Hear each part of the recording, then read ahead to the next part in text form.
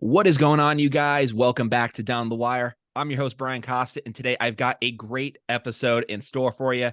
The NFL regular season has come and gone, and now as we gear up for the playoffs, some of the league's premier franchises are now on the outside looking in.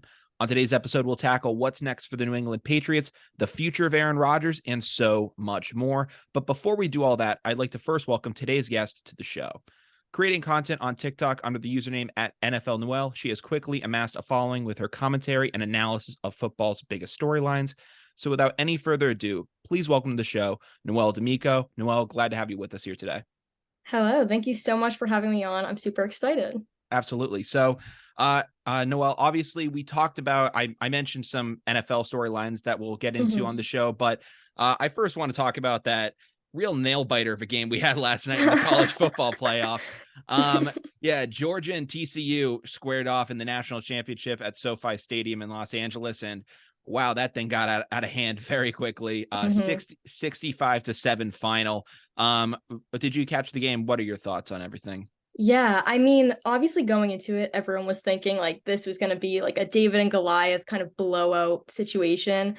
But I was like in the back of my mind hoping that it was going to be a little bit closer. I had a Yeah. little bit more faith in TCU that they could keep up. And I feel like after like the first quarter, it was sort of looking a little bit even when they got, TCU's first touchdown. But then second half came and I feel like they just got so far behind. They like Georgia was on a roll and there was no stopping them at that point. Yeah, no, I mean, it got out of hand real quick. I mean, Stetson Bennett, the super senior, whatever you want to call him, he passed for 304 yards, 4 passing touchdowns, 2 rushing, tied Joe Burrow's 2019 single game record. I mean, he was fantastic in this game, but to be completely honest with you, he didn't even need to touch the field last night, and Georgia would still be the national champions. They are just on a completely different level right now. Kirby Smart has them firing on all cylinders, and it just was not even close to begin with. Similar to you, I was really hoping that TCU could pull it out. I'm actually a Michigan fan, so seeing them seeing them beat the Wolverines kind of ripped my heart out there. And I was like, well, I kind of have the mentality sometimes, as long as the team is likable, I'm like, well, you might as well lose to the champion. So I was gunning for TCU in that game, hoping they could finish the job, and obviously wasn't the case there. Yeah. And I think a lot of credit to TCU for getting that far as well. Like they had a great season and like it sucks to come that far to fall into second place, but I think it's an accomplishment nonetheless to have made it there. Yeah, they had an incredible story. I loved the whole Max Duggan. He seemed like a really amazing like guy. Like I saw like the press conferences, where he's like breaking down and he's like really hoping that the team can get a bid. Kind of reminded me a little bit of Tim Tebow when the Florida Gators ended up losing before their national championship season, and a lot of people kind of like doubted them, and he said, all right, I'm going to do whatever I can to bring this team a national championship. And I thought that there was going to be something similar with that, but again, Georgia's a huge public university. TCU is a much smaller institution, and it's just going to be a much tougher battle for them. But what I have to wonder now is, the college football playoff, they kept teams like Alabama out of the Final Four. I know we're going to see an expanded playoff, but what do you think this is going to do moving forward for, teams like TCU out of those smaller conferences? I don't know. I think it's going to be really interesting to see. I feel like college football is just so different than the NFL. There's so many moving pieces and like you said with Georgia just being a bigger school in general, that comes with different advantages. So I feel like it'll be very like different and new and I'm excited for that to Yeah. see what it'll go with. Yeah, I'm excited for the expanded playoff as well. I think it allows for, I think it could possibly allow for some greater upsets to creep in there. I'm just hoping that this game isn't that the college football playoff committee and other people don't use this as an excuse to keep some of these smaller schools out. Give TCU credit. They had a fantastic season, were unranked coming into this year, and they ended up being the 3rd team in the country. Whether some people want to say whether it's deserved, you can argue that, but credit where it's due. I still wonder though, if that final 3rd ranking probably is where they should have been. I would have probably said that they should have probably been moved to 4th and had this game a couple weeks earlier. And Mhm. then I would have said then have the other semifinal game be a rematch of the game, Michigan, Ohio State. And then, with the best of those two teams, I think that probably would have been a better fight against Georgia. Frankly, even, Alabama, even though they were like ranked, I believe, outside the top 5 this year, they would have still given a good fight. So I think that there was definitely I think that there definitely could have been a better way to have seeded this thing. But, you kind of do what you have to do. Yeah, I agree. Yeah. But obviously, credit to Stetson Bennett, credit to Kirby Smart and those guys. I don't know what his NFL future is going to look like, really, if there is any. I saw a lot of people on the broadcast last night saying that they could see him potentially as a Brock Purdy type, where if you get him Mhm. in the right system and you get him surrounded by a ton of good weapons, he could potentially be something and, have some success in the NFL. I don't know where that system's going to be because, the 49ers are taken right now with Brock Purdy, Yeah. with Trey Lance, and who knows what the deal is going to be with Jimmy Garoppolo. I don't know what other franchises are best shaped for that. Do you have any ideas for that? Feel like I could see the Panthers Okay. maybe needing something like that, but I feel the same way about it, that it's a very like rare situation that like Yeah.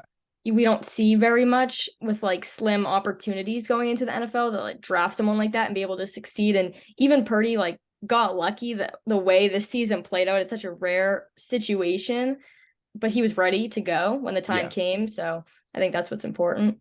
Yeah, I have to agree with you. I just don't know where his spot's going to be. I mean, he's probably going to have to start off as in some sort of a backup role. I mean, he's 25 years old.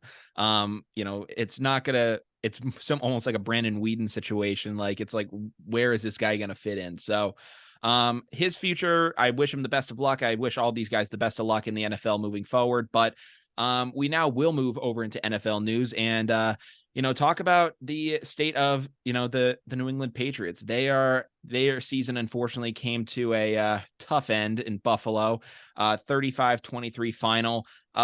I will say this. I'm happy that the Bills were able to give a strong showing for Damar Hamlin and, and his condition. Obviously, it's been over a week since his cardiac arrest on the field in Cincinnati. I'm glad that, he's doing better in that, that first kick return for a touchdown, that's storybook. You can't write it any better than Mm-hmm. that. So Mm-hmm. I thought that was a cool little thing to have. But then once the second one came around, I was like, okay, let's pump the brakes Yeah. here. This is getting a little extreme. What were your thoughts about that whole ordeal? I felt the exact same way. I'm really happy, first of all, to hear about Damar Hamlin doing better. That's just a true miracle. But it was hard to root against Buffalo in a sense because of all that. Like the just this Yeah. game, there was so much like love surrounding it. And so like it was hard to be like, oh, like I don't know, because you could just see their like love and support in that moment, which was great. And same like that first kickoff return just seemed like that's fate. Like something bigger was Yeah. happening there. But the second time, yeah, I was like, all right, we could have cost us the game right there. So I mean, and it arguably did. Um, but I feel like besides those two things, we held our own pretty decently. I was like comparing it to last year. I want to say it was the wild card game against Buffalo, where it was just like tough to watch. Like Yeah. anytime we played Buffalo was tough to watch. So I feel like at least we had a fighting chance and we looked okay during the game. But yeah. Yeah, I mean, it was a much stronger showing. Obviously, Mac Jones did have 3 picks in the game, but looked better throughout. He was 26 of 40, 243 yards, 3 TDs. I think that the offense, for the most part, flowed probably with him the best it has, at least I would say possibly this season. You could at least say, at least in the past couple of weeks. They were running a lot of the offense that was really successful when Bailey Zappi was at the helm, and for some reason Matt Patricia wasn't running certain types of play action with Mac that he was running with Zappi, even though player wise they're very similar. So I was happy to see him have some success there, and I think that it could give you something to build off as you go into the offseason. I just wish that we had seen it sooner. Yes, I totally agree. I feel like we were on a good little like building streak here, but it kind of came at the wrong time and not quick enough, because there was just so many games that we probably should have won that maybe would have got us into the playoffs earlier in the season, that we just blew that shot and it put us in a tougher situation. Yeah, I mean, I think that I'm now just wondering, as we do head into the offseason, I mean, even in our best offensive showing, we were still, very far behind what Buffalo can put on the field. So it makes me wonder, what are we going to have to do going into this offseason? In my opinion, the first thing is that Cam McCord, special teams coordinators, gotta go. Probably should have been gone last year. Um, I mean, when you're giving up 2 TDs and the quarterback isn't even touching the ball, it's inexcusable. And I think that that's probably got to be the first thing that you address in this offseason. Second thing as well is, you're going to have to do something with your offensive play calling. Matt Patricia this year was way too conservative, was calling way too many screen passes, and just the offense wasn't creative enough to really push the ball downfield. I know that there have been some talks of bringing Bill O'Brien back into New England, different things like that, but I don't know what the future is going to look like on the offensive side of the ball, but I know that we definitely need to see some changes on that side. I agree. I think it was just a big frustration this season with the Yeah. offensive play calling. And I think that like even we saw that frustration publicly between Mac Jones and Matt Patricia. And it's like when that relationship is just butting heads, it's like it's hard to come back from that and like see eye to eye. I feel like the offense wasn't really built around Mac Jones. It almost seemed like he was just not set up to have as good of a season as he could have. He was And kind I of just feel like existing in it. Yeah. yeah, I feel like we need something new there. I feel like it needs to start over and give him a fighting chance at having a better season. Yeah. I mean, I think that you said frustrating, which I think is definitely a good word to use to describe this team, because it felt like talent wise, they were capable of so much more than they actually were able to put on the field. There are some teams where you're just depleted talent and it's like, what are you going to do? Like, you're facing these juggernauts and, you really don't stand a chance here. But I mean, you look at this team and it's like, I mean, Kendrick Bourne, when he was on the field and producing for this team, he was an excellent wide receiver. Was, in that Cincy game, was ranked the top graded wide receiver in the league. So given a chance, he can explode. But he misses one meeting with the Patriots and basically he's put in Matt Patricia's doghouse for the entire year. So that was frustrating. And then even the thing with Cam McCord, I mean, it's not like you couldn't have found a better special teams coordinator. I mean, hell, you have a guy on your roster and on your coaching staff who was so good at his job of coaching special teams, it got him a head coaching position. Now, whether he deserved that head coaching position, Joe Judge did a good enough job as your special teams coordinator to make people think, oh, wow, if he can lead this unit good enough, maybe he could lead a team. Put him back where he is strongest and take him away from being this quarterback coach that he obviously isn't. And, we just weren't playing to our strengths this year, which was so frustrating. I also have been hearing recently, and I know we're probably going to get to talking about Arizona and that whole situation, but talks of Cliff Kingsbury coming in and being the offensive coordinator because he got drafted into New England back in the day. So there is some sort of relationship there. It's not as strong as maybe like Bill O'Brien. I don't know if that's a real possibility, but do you have any thoughts on him potentially coming to New England? Yeah, I've seen those reports as well. I think that's definitely a possibility, mainly because, I mean, Bill Belichick is very well known for liking his guys and, wanting, a certain staff in that locker room. And I think that Cliff Kingsbury, to get drafted by Bill Belichick and to be brought in this team, there's usually something more than just the pure talent that a guy like Bill Belichick likes. There's usually those mental, just like the way a guy thinks, those intangibles that really make up a player. And I think that if Bill Belichick believes that Cliff Kingsbury can tap into Mac Jones and get the best out of him in terms of his play style, I think he'd be willing to bring him in. I mean, with the way things kind of fell apart in Arizona, I'm a little hesitant as to getting him here, but again, it wouldn't be in a head coaching role. He'd have Bill Belichick really kind of having him in line. So if you could get the best out of Cliff Kingsbury, which is, playoff football, I'm willing to get him in here. Yeah, I think it'd be interesting to see for sure. Yeah. I mean, going off the whole thing with Cliff Kingsbury, he's out in Arizona. That thing has really fallen apart quickly. I know their general manager, Steve Keim, is now out of a job as well. He's stepping away, I guess, due to health reasons. But what do you think of the situation going on out there right now? I feel like if I were in that fan base, I'd be stressed out by all of this like sudden change because I mean, I feel like the Cardinals should have probably been a playoff team. That's what going into the season, they were looking like they could be better and they faced like Kyler Murray with the injury. Like there's a lot of factors, but one player shouldn't really completely derail you from a season that you could have. So I don't know. I think it's really crazy timing and just everything kind of going apart at once, but I hope they can pull it together in this off season and figure it out. Yeah, I mean, it's crazy because just a couple of months ago, Cliff Kingsbury in Arizona, they agreed to a deal that was gonna, have him as the coach through the 2027 season. And within the span of less than a year, they just decided to completely gut that front office altogether, which I mean, it's not unprecedented in the NFL, but when you make a commitment like that to a guy and you don't even give him another year, it means that there were probably other things going on that they wanted to fix with that organization. Yeah. Yeah.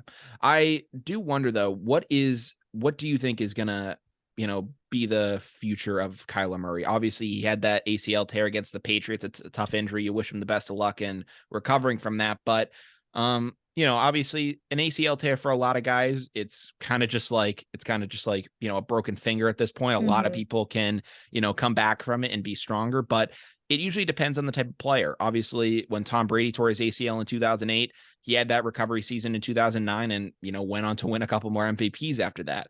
So it's not so like guys like that are able to come back and be stronger as a result. But when you have a guy like Kyler Murray who's so dependent on his mobility in the pocket, being able to create and escape and, make broken plays into and turn broken plays into positive yardage, I don't know necessarily how he's going to be able to come back and, really be that and be as strong as he once was. His arm has always kind of been called into question. I know he had the Hail Mary play to DeAndre Hopkins, but I don't know. How do you think that he's going to fare when coming back from this injury? I think it's like you said, it's going to be a lot on him because everyone takes these types of injuries differently. But I think it might force him to work on those areas that he is not the best at. Yeah. Like when you take out, he'll still have the ability to run, he'll still be fine. But when that's not going to be maybe his emphasis anymore, it might force him to move in another direction. So it could take him in such a great way to being even better than he was. He could definitely come back stronger. But again, that's really going to be dependent on him and how the recovery process goes. And even where he's at mentally is huge.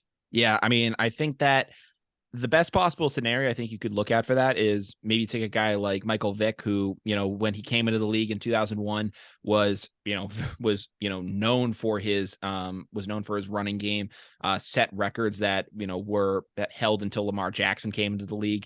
And then when he went away and went off to jail and then came back, he then had to kind of reinvent himself, really showed off his strong arm, which he had always, but was really able to kind of dial in his accuracy with the Eagles. And, like you said, he still had his run game, but but he didn't have to lean on it like a crutch as he kind of did with the Falcons.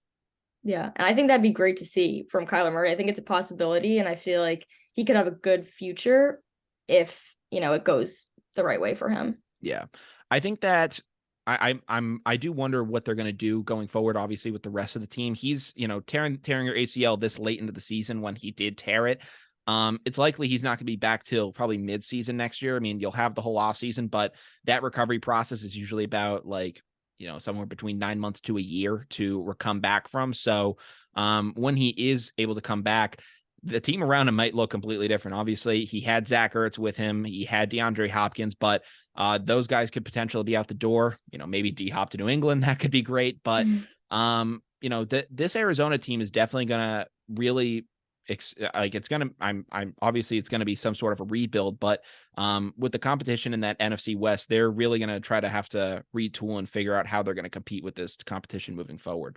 Yeah. I think it's going to be a little bit of a rocky road for them potentially. And I think it's going to be dependent on this offseason and how much they can get in order as a whole organization. Yeah, I think they're going to try it again to build it up through the draft, do things like that.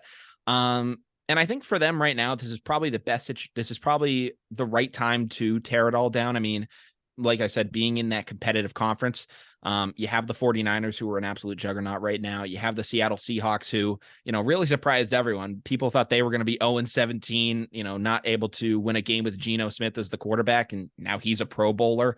So I mean, like that's a very competitive conference. And, even with the Rams falling off, those two teams are probably going to start to tail off a little bit, rebuild. And then once teams like the 49ers and the Seahawks start to come back down to earth, maybe they can surge up and, take over that conference.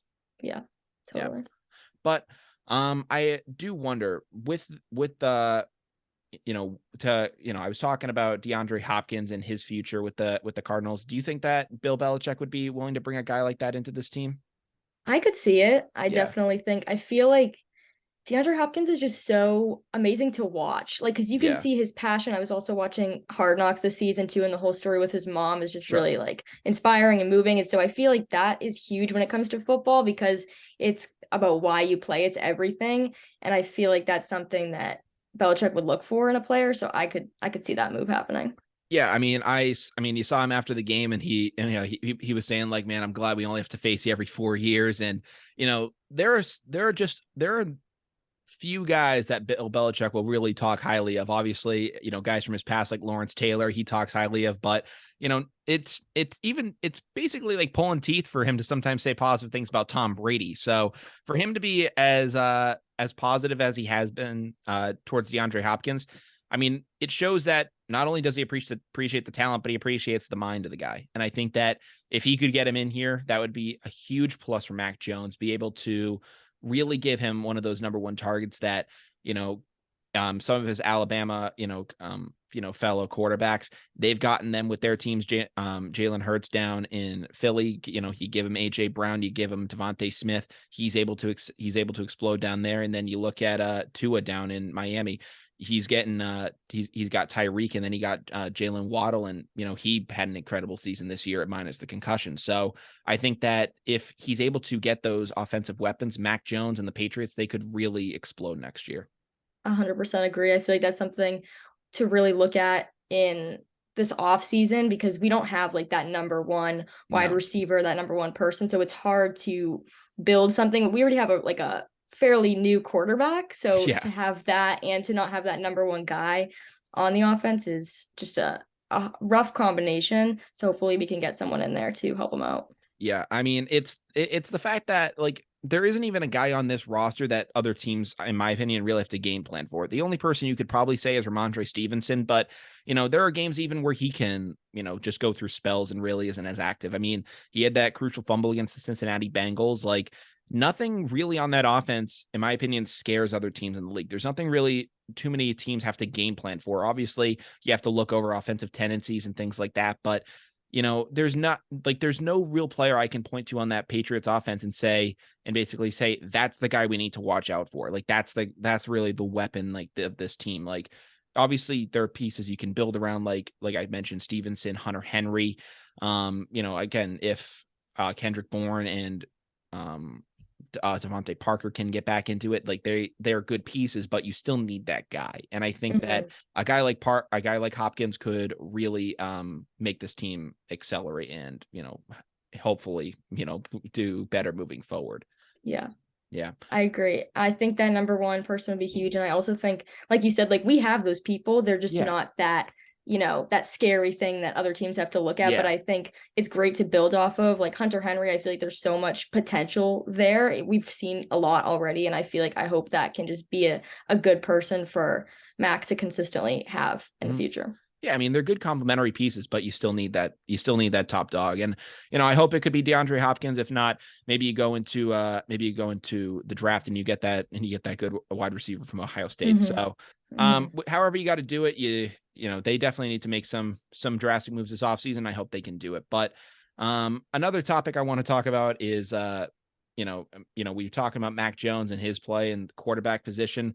Another quarterback that his future is kind of uncertain right now is that of Aaron Rodgers and the Green Bay Packers. They were trying to run the table part 2, make it back to the playoffs, and their dreams kind of fell shy when they lost to the Lions 20-16 on Sunday Night Football. So they're out of the playoffs, and a lot of people are wondering, Aaron Rodgers is 39 years old. Is this going to be his last go around? A lot of people thought last year was going to be his last go around. So I don't know. Do you think that this is it for A-Rod? I don't think so. I mean, even just thinking money wise, the amount of money that he is getting and can get in this next year has to be some sort of an incentive, obviously. I Yeah, feel like also to leave on like not even having a playoff run is not something any player wants to do. So I could sure. see him. I don't know that he'll continue with Green Bay necessarily. I could see him going elsewhere, but I feel like he made similar remarks in the past about like thanking his teammates at the end of the season. So and then he came back. So I don't think it's a sure indicator of his future. Yeah, I think that, I mean, it's definitely not a sure indicator of his future, but um, I think that it still is definitely it still definitely probably has some importance to it. I am a little concerned though with this team, with that Packers team moving forward. I don't know if you saw the clip of Alan Lazard in the locker room following the game, but he basically said, "I'm done with this team. I'm out. Like this was my last game as a Packer." And he was kind of talking about his legacy in a sense, and he ended up saying it's almost like not storybook, but he almost said it's almost like fate that my first game here was against the Lions, and so is my last game, which this is. And I'm like, oh, so he's just making these claims, like he's just throwing this Yeah. out there. Um, so I wonder what they're going to really try to do moving forward. You lost Devontae Adams last year to the Raiders, and the Packers traditionally haven't spent big in free agency, so I don't know what they're going to try to do to really convince A-Rod, hey, we're going to have a better shot next year. You should come back. Yeah. And especially they have a young team. They will have a young team. And that's not really a factor for Aaron Rodgers to want to stay, in my Yeah. opinion. I don't think it would keep him from it necessarily, but it's not a big drawing factor where if he had the opportunity to go to a team that's already got those other positions that have more experience. Mm-hmm. And I know, so I hear you're saying like him going to another team. I think that it's definitely a possibility, but I think at this point in his career, I mean, I used to think this about Brady as well. And I used to think, all right, his legacy set, he's going to want to be where he is. But, I don't know if Rodgers is going to want to leave Green Bay at this point. If, in your opinion, is there a spot that you could really see him going to? I would say somewhere like the 49ers, but I don't know that they'd necessarily be looking, especially how Purdy is doing, and we don't know how, Trey Lance and Garoppolo might be back. So I don't know that they would be looking, but I think a team built like that would be appealing to Rodgers. We've got McCaffrey and Kittle and all of those players ready to go. But I agree. I feel like, I mean, he's been in Green Bay so long, it's hard to see him leaving, but the same went for Brady and like age wise as well. Like you think, oh, they've been here forever. They don't want to switch it up. But I mean, Brady did, and it went well for him that first season. So I wouldn't put it past Rodgers to maybe be looking to that as like an example.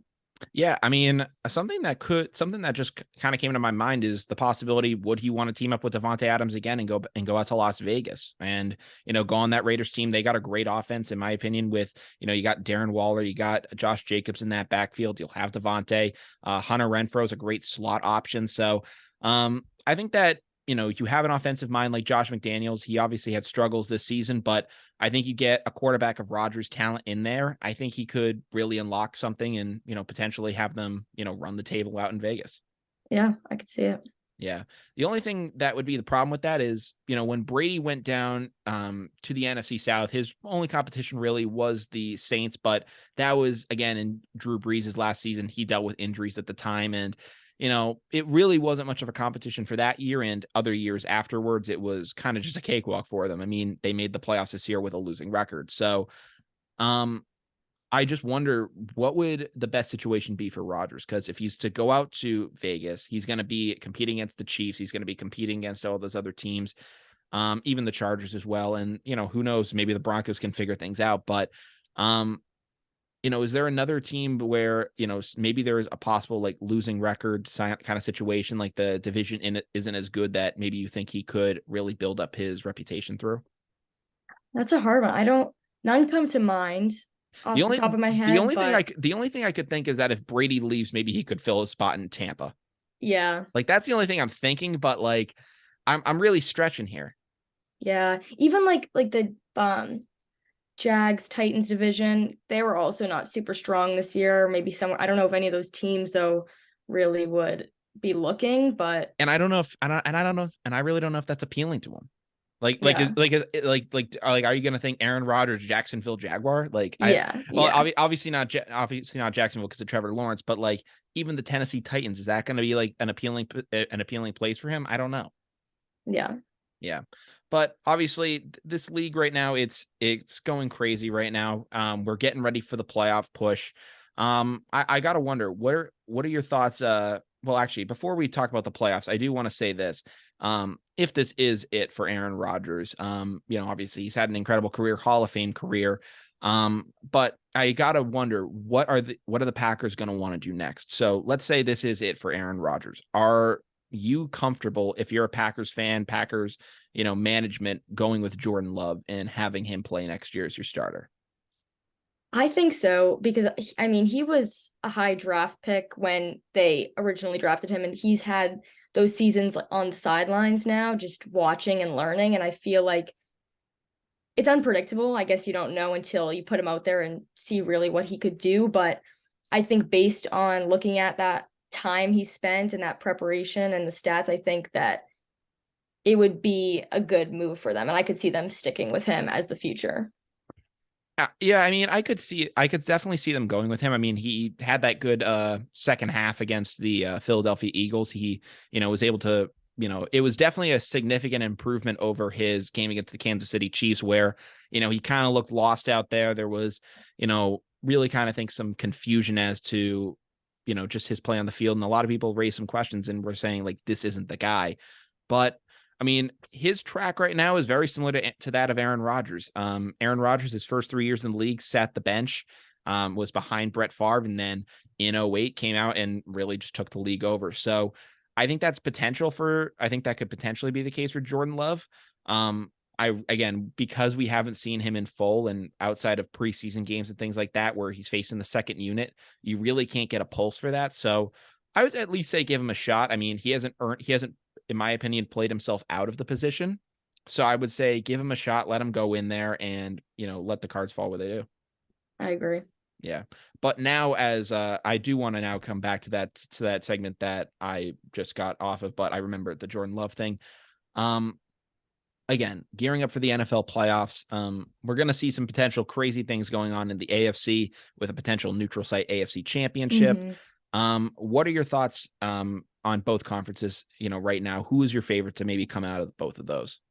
I okay, NFC, I really am favoring the 49ers, which I feel like you could look at it two ways because you have like a rookie quarterback in a Super Bowl is like not a thing really. And to see that happen, I feel like would be insane, which is part of the reason I would love to see that happen. I think it'd be really cool. But on the other hand, like you have those star players, you have Kittle, you have McCaffrey, you have a team, you have Debo Samuel. Like there's people there. It's not like this all brand new team. And I think it would be a really fun Super Bowl game or even title game to see. So I'd root for them over on that side. I think they have a shot. I don't think it's out of the picture for them. AFC, there's so many contenders, I feel like, and I guess it's hard to pick. I would say I feel like the Bengals will have a run based on last season. I could see them getting far again. I'm pulling for Buffalo. I feel like even after coming out of that loss against them, they're a good team. Yes. They have the potential for it, and I really want it for them. Even before the DeMar situation, I think they're deserving of it. They've persevered and really come a long way as an organization that we haven't seen from Buffalo ever. Yeah. No, I definitely agree. I think that Buffalo could make a strong push in the playoffs. I do think that Cincy probably might have the edge over them, in my opinion. But again, we still shouldn't discount the Kansas City Chiefs. I mean, they did earn that number one seed. They are in that position for a reason. I think that I think they have really a chance this year to just absolutely run away with it. Pat Mahomes is, once again, doing things that only MVP quarterbacks do. He's almost turned it up another notch this year. I mean, with that sideways pass to Jerick McKinnon down the sideline against the Broncos. Again, he's just out there doing incredible stuff. And even without Tyreek Hill, I think they're still a dangerous offense. So they should definitely be one to watch. In the NFC, I do agree with you. I think that the 49ers would be a great team to see come out of it. Really, the Eagles, it's going to be a matter of whether Hurts is healthy again. And even if he is, what's it going to be like shaking off that rust? And then when you look at a team like the Vikings, I personally think that they're a paper tiger. I think that they could go down, as early as this weekend, in my opinion, just because I like Kirk Cousins. I like Justin Jefferson, but I feel like, you get a team against them like the Giants, like they're facing this weekend, and anything can happen. So um I would probably say that if the Eagles are healthy, they could give the 49ers a run. But Mhm. if the 49ers are running, which are kind of, if the 49ers are, still the front runners here and the Eagles have their troubles, I think that their path to Super Bowl is pretty easy as well. I agree. Yeah. Yeah. But if there was one team though, and I know we talked about favorites, but if there's one team that out of each conference that you think could surprise some people, who would those teams be?